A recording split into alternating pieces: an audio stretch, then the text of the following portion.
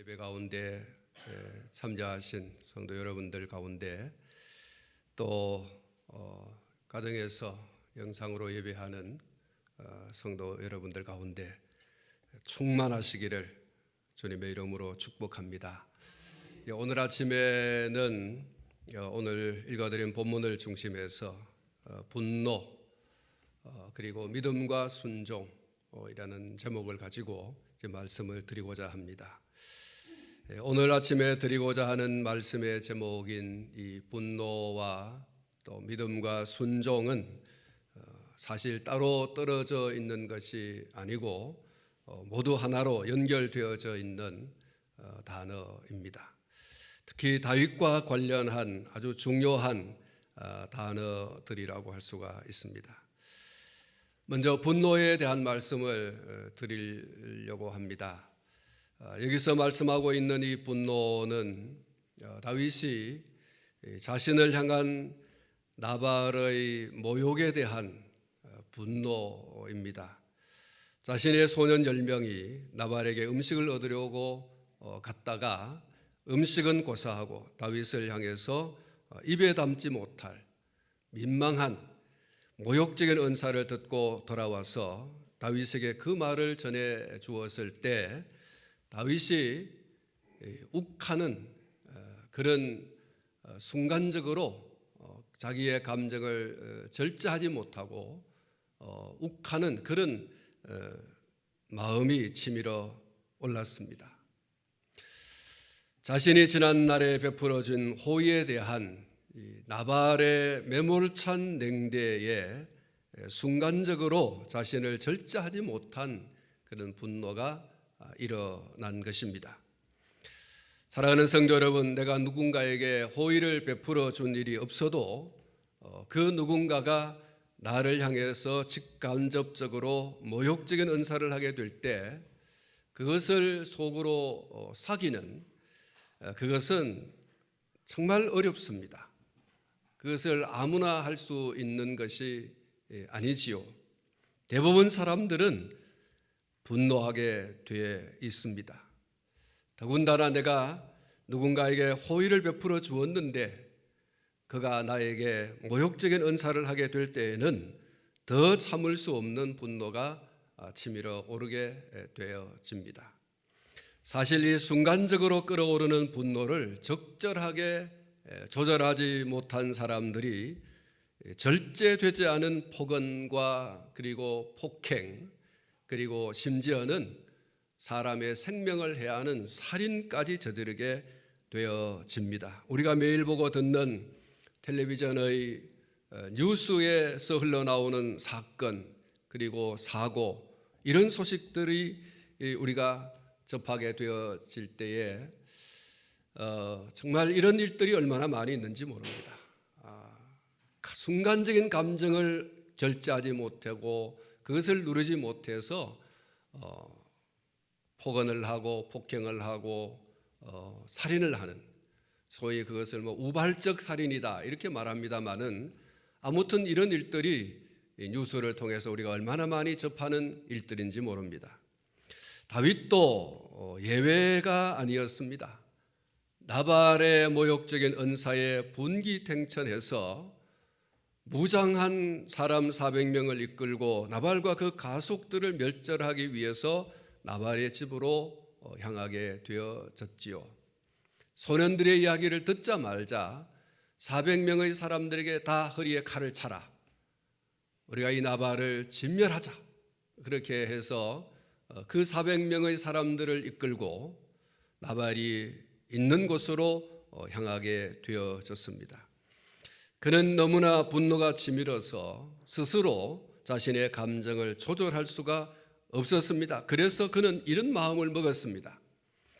오늘 본문 34절 중반절 말씀에 보면 이런 말씀이 있죠. 내가 급히 와서 나를 영접하지 아니하였다면 밝는 아침에는 과연 나발에게 한 남자도 남겨두지 아니하였으리라 하니라. 여러분, 다윗의 감정이요 정말 폭발했습니다. 속된 말로 뚜껑이 열려버렸어요. 그래서 그는 마음속으로 이 나발의 집에 속한 남자를 한 사람도 남겨두지 않겠다. 이렇게 마음에 아주 작정을 하고 400명의 사람들에게 칼을 차라고 하고 그 사람들을 데리고 올라갔지 않습니까? 다윗은 무장한 400명의 사람들과 함께 마온으로 가서 나발과 그의 집에 속한 사람들을 한 사람도 남겨두지 않고 소위 몰살을 시킬 작정이었습니다. 이걸 진멸이라고 하죠. 아주 그냥 씨를 말려버리는 그런 감정을 가지고 지금 마온으로 가고 있는 중에 나발의 아내 아비가일을 만나게 되어진 겁니다. 그리고 그 감정을 그 아비가일에게 그대로 내어놓습니다. 오늘 네가 나를 말리지 않았다면, 오늘 네가 나를 마주 대하여서 나오지 않았다면 나는 오늘 올라가서 이 나발의 집에 속한 모든 남자, 그가 누구이든지 간에 모두 진멸하고 말았을 것이다. 이렇게 얘기를 하게 되어집니다. 다윗의 감정이 어느 정도로 폭발했는지를 이 말 가운데 잘 표현되어져 있다고 할 수 있겠습니다. 사랑하는 성도 여러분, 다윗이 이렇게 절제되지 못한 행동을 하게 될 경우에 어떤 결과를 가져오게 될까? 아비가일이 만약에 다윗을 가로막아 그의 감정을 누그러뜨리지 않게 했다고 하면, 다시 말해서 다윗이 그 폭발하는 감정을 가지고 나발이 있는 마온에 가서 나발을 위시해서 모든 남자들을 다 죽여버렸다라고 하는 일이 벌어졌을 때, 피바람이 불게 하는 이와 같은 일을 다윗이 하게 되어졌을 때 어떤 경우가 올까? 사랑하는 성도 여러분, 당장에는요 속이 시원할 것입니다. 당장에는 속이 후련할 것입니다. 정말 은혜를 악으로 갚는 이와 같은 나발을 내가 칼을 들어서 다 죽여버리고 나발뿐만 아니라 모든 그에게 속한 남자들을 죽여버렸을 때 얼마나 마음이 시원하겠어요. 이야, 정말 마음이 후련하다, 그렇게 할 수 있겠지만, 그러나 그 이후에 닥쳐올 후폭풍은 정말 감당하기 어려운 일이 되고 말 것입니다. 31절 말씀을 보시면 이런 말씀이 있습니다. 내 주께서 무죄한 피를 흘리셨다든지 내 주께서 친히 보복하셨다든지 함으로 말미암아 슬퍼하실 것도 없고 내 주의 마음에 걸리는 것도 없으시리니, 이렇게 말씀하고 있습니다. 사랑하는 성도 여러분, 다윗이 지금 나발을 죽이려고 하고 나발의 집에 속한 남자들을 다 죽이려고 하는 것이 이 아비가일이 볼 때에는, 아비가일뿐만 아니라 제3자가 볼 때에는 나발뿐만 아니라 또 다른 많은 사람들을 죽였기 때문에 그 가운데는 무죄한 사람이 틀림없이 있다는 사실이죠. 다시 말하면 단지 나발의 집에 속했다고 하는 그 이유 하나만으로 그 사건에 대해서 도무지 알지 못하는 그런 사람들까지도 다윗이 무자비하게 다 죽여버리는 이와 같은 일이 발생하게 되어지고, 개인적 감정, 사적인 감정 때문에 이와 같은 일을 벌였다라고 하는 일이 일어나게 된다는 사실이죠. 그리고 33절 말씀을 보시면 이런 말씀이 있습니다. 또 내 지혜를 칭찬할지며 또 내게 복이 있을지로다. 오늘 내가 피를 흘릴 것과 친히 복수하는 것을 내가 막았느니라. 이렇게 말씀하고 있습니다. 그렇습니다. 다윗이 분기탱천하여서 절제되지 못한 감정으로 무장한 400명의 사람들과 함께 나발의 집을 도륙했을 경우에, 아까 말씀을 드렸던 나발 이외의 사람들, 단지 나발의 가정의 사람이라고 하는 것들 때문에 영문도 모른 채 죽어갈 소위 무죄한 자의 피까지도 많이 흘리게 될 것이 분명하다. 여러분, 400명이 칼을 차고 이 나발의 집을 들이닥쳤습니다. 나발이 그렇게 은혜도 모르고 배은망덕한 말을 했다고 하는 사실을 전혀 모르는 사람들이 그곳에 있습니다. 이 사람들도 소위 무죄한 사람들인데 죽임을 당하는 것입니다. 그리고 다윗이 끓어오르는 자기 감정에 못 이겨서 칼에는 칼, 이에는 이라고 하는 무자비한 보복에만 몰두하게 될 것이 분명합니다. 이후에 사람들이 다윗에 대해서 뭐라고 할 것인가? 아비가일이 지금 그 얘기를 하고 있는 거예요. 당신이 지금 주체할 수 없는 분기탱천한 감정으로 나발의 집을 쳐들어가서 나발을 죽이고 그에 속한 모든 남자들을 죽여버린다고 하자 속이 시원할 것입니다. 그러나 이후에 사람들이 당신에 대해서 어떤 평가를 할 것인가? 다윗 당신을 향해서 무죄한 자의 피를 흘린 사람이라고 사람들이 이야기할 것이 아닌가? 또 다윗과 나발이 다른 점이 뭐가 있느냐? 보복이라고 하는 그 차원에서 보면 당신의 한 일이 옳은 일이 될 수 없다. 다윗도 별 수 없는 사람이다 라고 하는 이러한 사람들의 평가가 있을 것이지 않냐라고 하는 이런 이야기죠. 그리고 다윗이 훗날에 그 사실을 알게 되어졌을 때 아비가일의 말에 따르면 얼마나 슬퍼할 것인가. 내가 왜 그랬던가. 내가 왜 내 감정을 추스리지 못하고 그 감정을 다 폭발해서 그 나발이 나에게 악한 그 모욕적인 말을 한 것에 대해서 전혀 모르는 사람들까지 내가 죽였단 말이냐.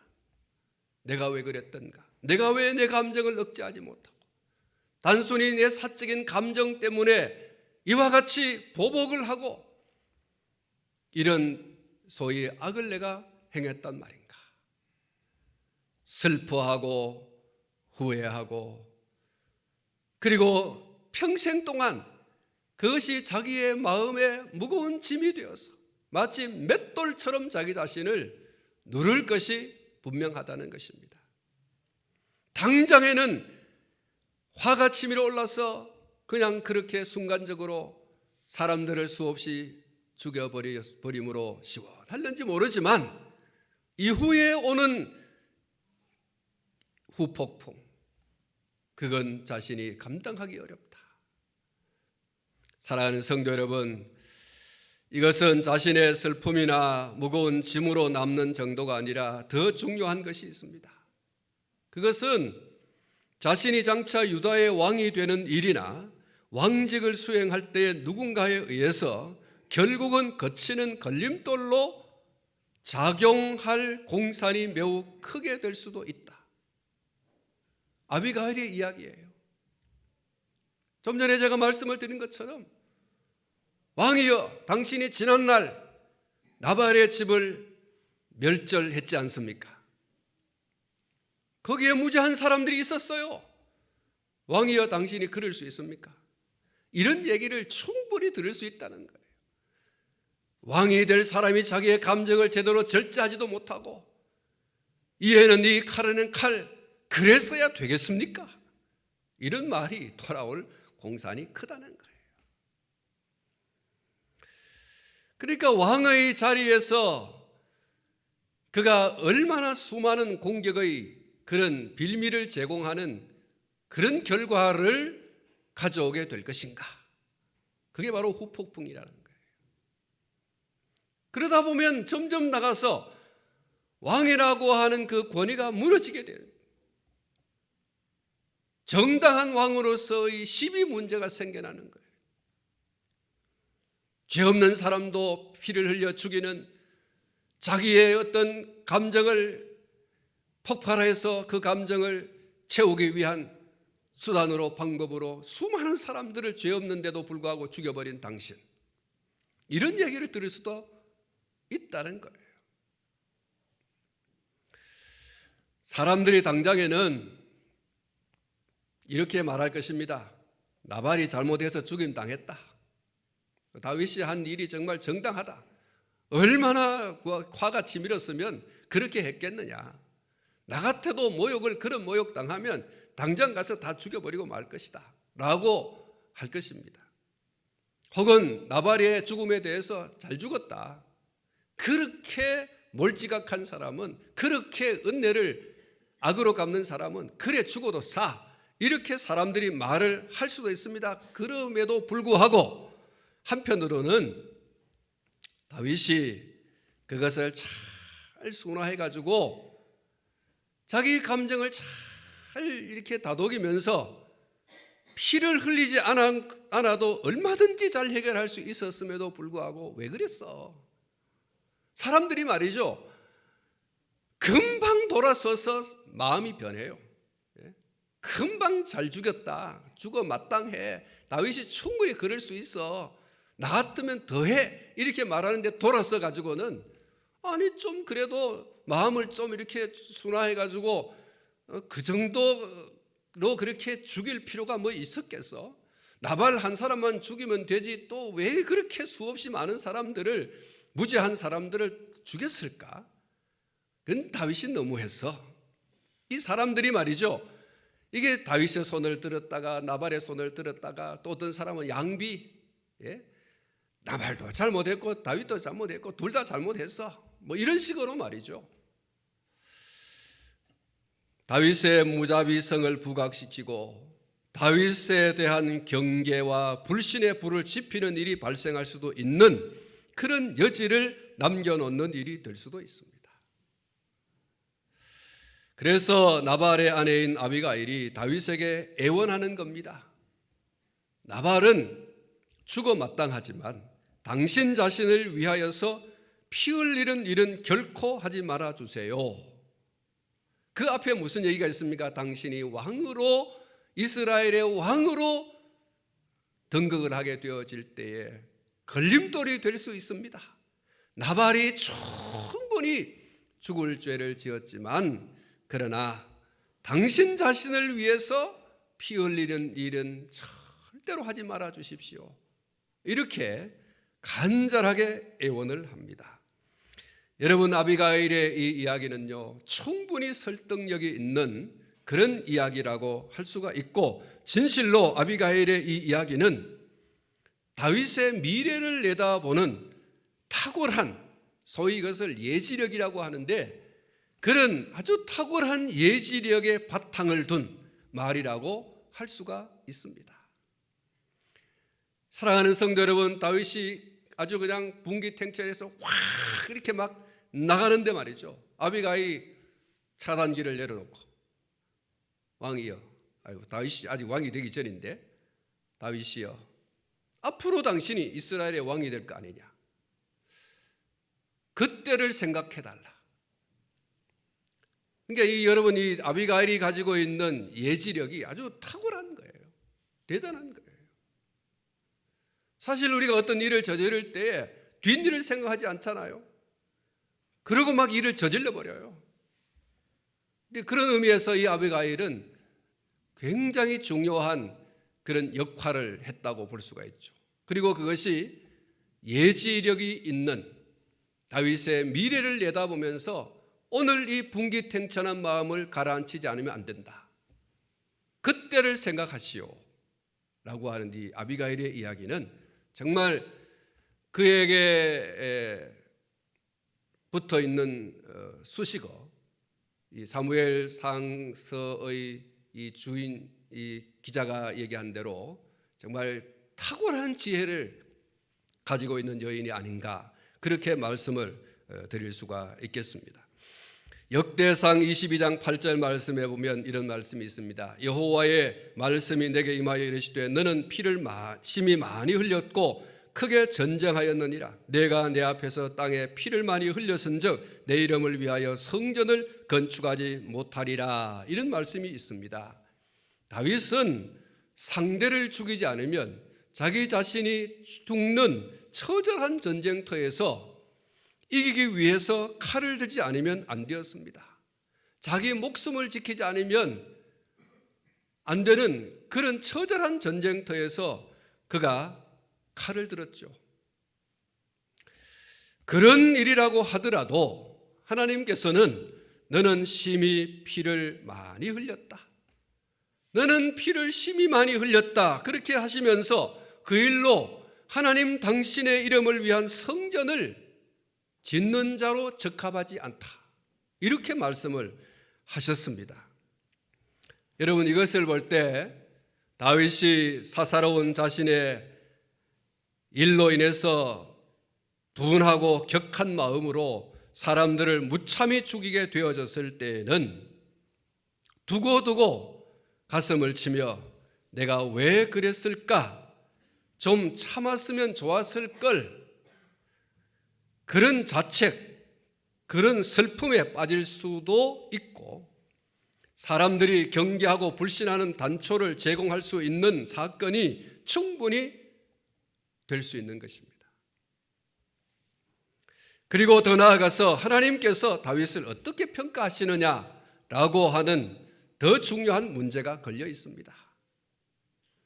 전쟁터에서 칼을 드는 것은 정당한 것이죠. 그런데 그럼에도 불구하고 하나님께서 너는 심히 많이 피를 흘렸다 그러면서 성전을 짓지 못하게 했지 않습니까? 그러면 사사로운 감정을 절제하지 못하고 피를 흘렸을 경우에 하나님께서 뭐라고 판단하시겠습니까? 뭐라고 평가를 하겠습니까? 그래서 잠언 성경을 통해서 하나님께서 이렇게 말씀을 하십니다. 잠언 12장 16절 말씀에 미련한 자는 당장 분노를 나타내거니와 슬기로운 자는 수욕을 참느니라, 이렇게 말씀을 하고요. 잠언 16장 32절 말씀을 보면 노하기를 더디하는 자는 용사보다 낫고 자기의 마음을 다스리는 자는 성을 빼앗는 자보다 나으니라, 이렇게 말씀을 했습니다. 그리고 야고보 사도를 통해서 말씀하셨는데 야고보서 1장 20절 말씀에 보면 사람이 성내는 것이 하나님의 의를 이루지 못하느니라. 여러분 한번 따라 하시겠습니다. 사람의 성내는 것이 하나님의 의를 이루지 못함이라. 그렇습니다. 그런데 다윗이 자신을 모욕한 나발의 말에 분기탱천했어요. 그리고 그것을 절제하지 못했어요. 그 분하고 격한 마음을 진정시키지 못하고 사리에 가득 찬 채 나발이 있는 마온으로 향해서 갑니다. 하나님의 의를 이루지 못한다 그랬어요. 분을 품고 그 분을 표출해내는 것, 하나님의 의를 절대 이루지 못한다. 사사로운 감정을 폭발해서 자기 그 감정은 채울 수 있을지 모르지만 하나님이 보실 때에 내 의를 이루지 못하는 자다라고 하는 평가를 한다는 거예요. 참으로 감사한 것은 하나님께서 다윗의 그 분하고 격한 마음을 가라앉히도록 다윗이 격한 마음으로 마온을 향해 가는 그 길에 하나님이 간섭하셨어요. 이게 감사한 일이에요. 하나님께서 그래 네 마음대로 해. 나 모르겠어. 네가 오늘 뭐 사람을 죽이든지 말든지 알아서 해. 나 간섭하지 않겠다. 이렇게 해버리면 다윗은 정말 볼품없는 사람이 될 거예요. 근데 하나님께서 그 사건에 직접적인 간섭을 하십니다. 그리고 주목할 부분은 하나님께서 다윗의 그 분하고 격한 마음을 가라앉히도록 하기 위해서 나발의 아내 아비가일을 다윗에게로 보냈다는 사실입니다. 그리고 아비가일은 하나님의 보내심에 순종해서 믿음으로 겁없이 분기탱천한 다윗에게로 나아갔습니다. 사랑하는 성도 여러분, 우리는 여기서 다시 한 번 더 아비가일의 믿음과 순종이 얼마나 대단하고 얼마나 참 우리가 본받을 만한 그런 모습이 아닌가라고 하는 것을 짚고 넘어가지 않을 수가 없습니다. 하나님께서 자신에게 감동을 주실 때에 여러 가지 이유와 핑계를 대면서 가지 않을 수도 있습니다. 거부하고 거절할 수 있습니다. 하나님께서 이 아비가일의 마음에 네가 가서 다윗의 그 분기탱천한 마음을 감정을 좀 가라앉히면 좋겠다 라고 하는 그런 감동과 그런 감화를 주셨을 때에 하나님, 내가 어떻게 갑니까? 나는 나발의 아내입니다. 지금 다윗이 분기탱천에서 400명의 사람들을 칼차고 지금 올라오고 있는 중인데 내가 그 앞에 나갔다가 내가 목이 10개라도 남을 것이 없을 겁니다. 내가 목이 100개라도 다윗 앞에 내가 살아남겠습니까? 나는 못해요. 이렇게 거절하고 거부할 수도 있습니다. 여러 가지 이유와 핑계를 열거하면서 오히려 하나님을 설득하고 하나님이 좀 뜻을 좀 접어주세요라고 하는 그런 이야기를 할 수 있을 겁니다. 하나님 같으면 하겠습니까? 내가 누굽니까? 내가 지금 나발의 아내 아니에요? 이 분기탱천한 다윗의 마음을 어떻게 내가 누구뜨릴 수 있다고? 하나님 입장을 좀 바꿔놓고 생각해 보세요. 사실 분기탱천하여 사리에 찬 다윗을 향해서 나간다고 하는 것은 너무나 두렵고 너무나 떨리는 일이 아닐 수가 없습니다. 앞에서 말씀을 드린 것처럼 나발의 집 사람이라고 하면 소위 씨를 말리겠다고 하는 것이 다윗의 굳은 결심입니다. 한 사람도 남겨놓지 않겠다. 그야말로 싹쓸이 해버리겠다. 이게 지금 다윗의 마음이에요. 그런데 그런 다윗을 향해서 나발의 아내인 자신이 나선다고 하는 것은 죽음을 각오하지 않고는 감행할 수 없는 일이 아닐 수 없어요. 내가 죽을 작정을 하고 나간다면 모르지만 그렇지 않고서는 정말 나설 수 없는 그런 일이 아닐 수가 없어요. 그러나 일사각오의 마음으로 다윗의 그 사람들을 향해서 아비가일은 걸음을 옮겨 나갔습니다. 하나님이 그에게 주신 그 감동을 그는 순종했어요. 믿음으로 순종해서 죽으면 죽으리라, 이런 각오로 다윗과 그의 사람들의 면전으로 그가 나갑니다. 사랑하는 성도 여러분, 아비가일의 이러한 행동은 하나님의 감동에 절대 순종하는 믿음이라고 밖에는 달리 해석할 것이 없습니다. 하나님께서 다윗의 그 분기탱천한 마음을 가라앉히기 위해서 간섭하시는데 누구를 통해서 간섭하시는가? 이 나발의 아내 아비가일을 통해서 간섭하십니다. 아비가일은 하나님의 그 감동해 주시는 그 감동에 제가 하겠습니다. 알았습니다. 제가 순종하겠습니다. 죽을 각오를 하고 제가 가겠습니다 하고서 지금 나가는 거예요. 사랑하는 성도 여러분, 하나님께서 어떤 감동을 주실 때에 계산하지 말고 믿음으로 순종할 수 있기를 진심으로 축복합니다. 그러면 여러분, 그 다음에는 누가 책임지십니까? 하나님이 책임지세요. 하나님이 놀라운 일을 행하십니다. 하나님께서는 아비가일의 그 믿음과 순종을 통해서 분기탱천한 다윗의 감정을 어떻게 하셨습니까? 완전히 무너뜨리셨어요. 두 번 다시 다윗이 분기탱천한 마음을 일으켜가지고 달려나가지 못하도록 하나님께서 완전히 무너뜨려 주셨어요. 32절 말씀을 보시면 이런 말씀이 있습니다. 다윗이 아비가일에게 이르되 오늘 너를 보내어 나를 영접하게 하신 이스라엘의 하나님 여호와를 찬송할지로다. 할렐루야. 여러분, 다윗은요, 아비가일이 지금 나발과 자신 사이에 아비가일이 들어온 그 사실을 단순히 아비가일이 나발을 위하여 다윗을 위하여 들어온 것이 아니라고 생각하고 있습니다. 또 그것을 믿음으로 받아들여요. 누가 그렇게 했다는 겁니까? 하나님이 그렇게 했다는 거예요. 하나님이 오늘 너를 나에게 보냈다. 나발과 나 사이에 들어와 하나님께서 이 일을 더 진전되지 않도록 그렇게 만드셨다라고 하면서 하나님을 찬송해요. 여러분, 놀라운 일이에요.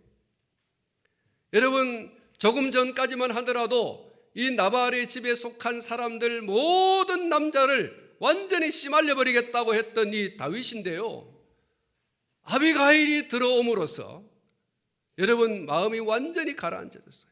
놀라운 일은 하나님을 찬송하고 있어요. 다윗이 아비가일에게 이르되 오늘 너를 보내어 나를 영접하게 하신 이스라엘의 하나님 여호와를 찬송할지로다. 여러분 하나님을 찬송해요. 여러분 조금 전까지만 하더라도요 하나님을 찬송하는 게 지금 다윗에게는 없었어요. 그런데 지금 아비가일을 만나고 나서 그가 정신이 번쩍 든 거예요. 하나님을 찬송할지로다. 39절 말씀을 보시면 이런 말씀이 있습니다. 나발이 죽었다 함을 다윗이 듣고 이르되 나발에게 당한 나의 모욕을 갚아주사 종으로 악한 일을 하지 않게 하신 여호와를 찬송할지로다. 여호와께서 나발의 악행을 그의 머리에 돌리셨도다 하니라. 할렐루야.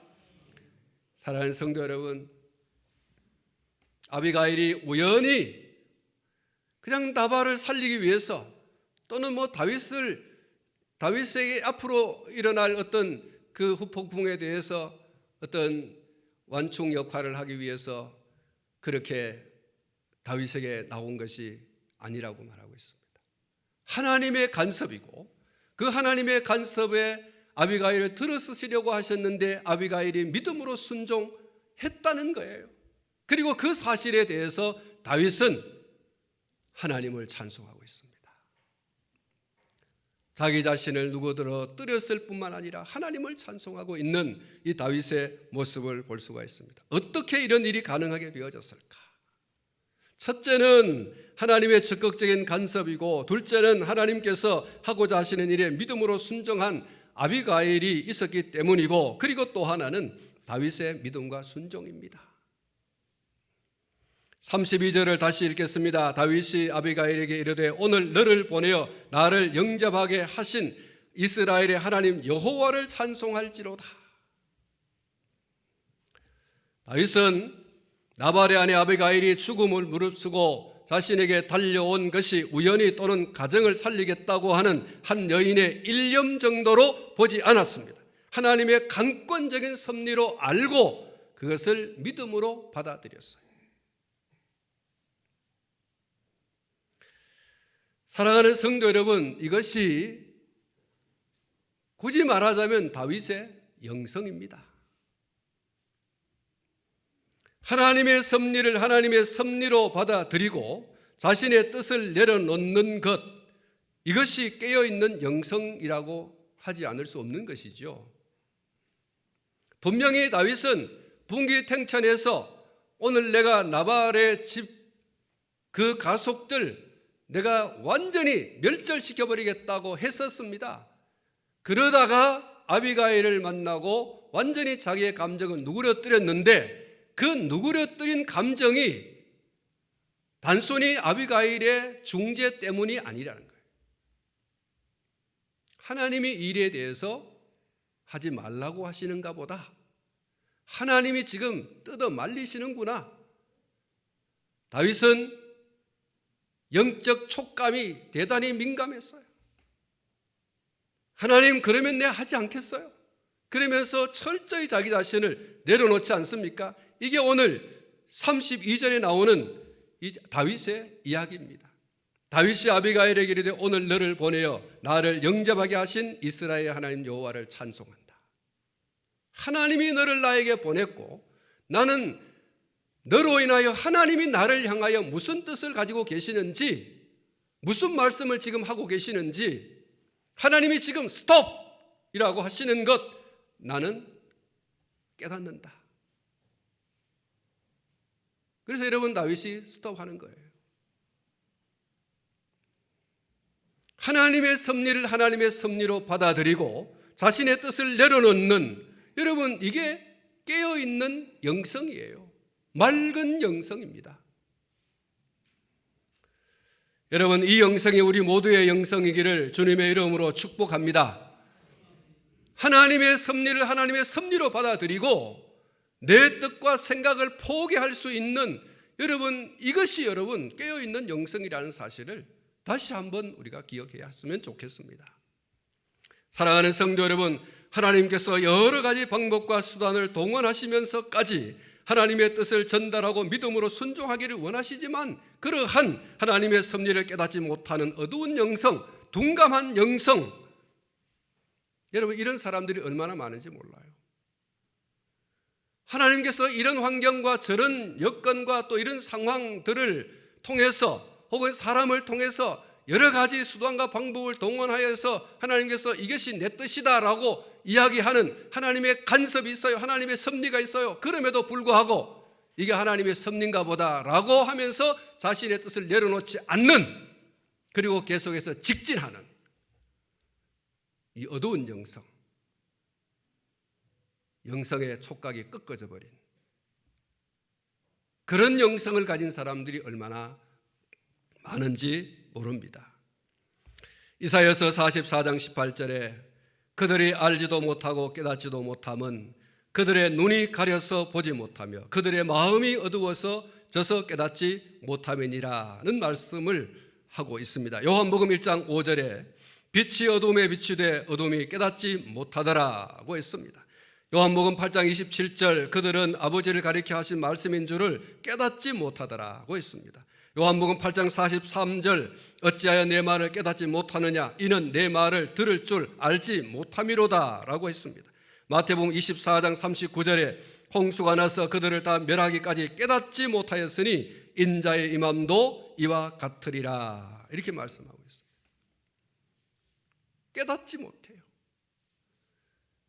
하나님께서 여러 가지 수단과 방법을 동원해서 당신의 뜻을 알려주려고 하지만 그것을 깨달아야 하고 알아야 하고 받아야 할 사람들이 영성이 어두워져 있어요. 도저히 깨달을 수 있는 그런 깨어있는 영성이 아니에요. 둔감한 영성, 어두운 영성. 그리고 또 어떤 사람들은요, 하나님의 뜻과 섭리를 알면서도 자신의 그 고집과 아집 또는 육신적 욕심에 사로잡혀서 아무런 행동도 하지 않고 또한 더 나아가서 엉뚱한 열심을 내는 이런 사람들도 있습니다. 완전히 하나님의 뜻을 거역하는 것이죠. 사무엘상 15장 1절부터 9절 말씀에 그 주인공이 소개가 되고 있습니다. 제가 좀 빠르게 읽어보겠습니다. 사무엘이 사울에게 이르되 여호와께서 나를 보내어 왕에게 기름을 부어 그의 백성 이스라엘 위에 왕으로 삼으셨은즉 이제 왕은 여호와의 말씀을 들으소서. 만군의 여호와께서 이같이 말씀하시기를 아말렉이 이스라엘에게 행한 일 곧 애굽에서 나올 때에 길에서 대적한 일로 내가 그들을 벌하노니 지금까지 아말렉을 쳐서 그들의 모든 소유를 남기지 말고 진멸하되 남녀와 소아와 젖먹는 아이와 우양과 낙타와 나귀를 죽이라 하셨나이다 하니 사울이 백성을 소집하고 그들을 들라임에서 세어보니 보병이 20만 명이요 유다 사람이 10,000명이라. 사울이 아말렉 성에 이르러 골짜기에 복병시키니라. 사울이 겐 사람에게 이르되 아말렉 사람 중에서 떠나가라. 그들과 함께 너희를 멸하게 될까 하노라. 이스라엘 모든 자손이 애굽에서 올라올 때에 너희가 그들을 선대하였느니라. 이에 겐 사람이 아말렉 사람 중에서 떠나니라. 사울이 하윌라에서부터 애굽 앞 술까지 이르기까지 아말렉 사람을 치고 아말렉 사람의 왕 아각을 사로잡고 칼날로 그의 모든 백성을 진멸하였으되 사울과 백성이 아각과 그의 양과 소의 가장 좋은 것 또는 기름진 것과 어린 양과 모든 좋은 것을 남기고 진멸하기를 즐겨 아니하고 가치 없고 하찮은 것은 진멸하니라. 하나님의 뜻이 분명히 알려졌습니다. 들었습니다. 그런데 여러분, 하나님의 뜻에 완전히 역행하는 자기 욕심에 사로잡혀서 하나님의 뜻과는 전혀 다른 이런 행위를 한 불순종의 사람 사울의 이야기가 바로 이 사무엘상 15장 1절에서 9절에 나와 있습니다. 하나님의 뜻이 분명히 알려지고 들려지고 알고 있어요. 그럼에도 하나님의 뜻을 따라서 순종하지 않는 이 사울의 모습을 보게 되어지는 것이죠. 로마서 1장 32절 말씀에 보면 그들이 이 같은 일을 행하는 자는 사형에 해당한다고 하나님께서 정하심을 알고도 자기들만 행할 뿐 아니라 또한 그런 일을 행하는 자들을 옳다 하느니라. 이 어두운 영성을 보십시오. 하나님의 정하심을 알고도 자기들만 행할 뿐만 아니라 또 그런 일을 행하는 사람들을 옳다 이렇게 하는 거예요. 여러분, 이게 어두운 영성입니다. 둔감한 영성입니다. 하나님의 뜻을 알고도 행하지 않아요. 하나님이 알려주심에도 불구하고 알지 못하는 사람도 있고, 알려주어서 알고 있음에도 하나님의 뜻대로 하지 않는 이 지독한 불신앙, 불순종. 사랑하는 성도 여러분, 이런 사람들의 결국이 어떻게 되겠습니까? 하나님의 위대한 일에서 제외될 수밖에 없는 사람들이 되어지는 겁니다. 그러므로 우리에게 다윗의 이 영적 감각이 살아있는, 깨어있는 영성이 절대 요구되어집니다. 이러한 영성을 위해서 여러분 간구하시고, 그리고 또 얻게 되어질 수 있기를 주님의 이름으로 축복합니다. 말씀을 정리하려고 합니다. 사랑하는 성도 여러분, 욱하고 끓어오르는 이 분노의 감정 잘 조절하시기를 바랍니다.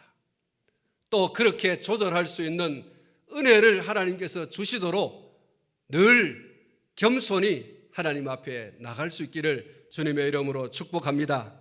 그리고 여러분, 아비가일처럼 다윗처럼 하나님의 감동해 주심에 예라고 믿음으로 순종할 수 있는 사람들, 아비가일도 믿음으로 순종했고 다윗도 믿음으로 순종하고 자기의 감정을 하나님께서 막으시는 줄 알고 완전히 내려놓는 이 믿음으로 순종하는 다윗의 모습, 여러분 오늘 이 맑은 영성이 저와 여러분의 것이 될 수 있기를 주님의 이름으로 축원합니다. 축원합니다. 기도하겠습니다. 하나님 아버지,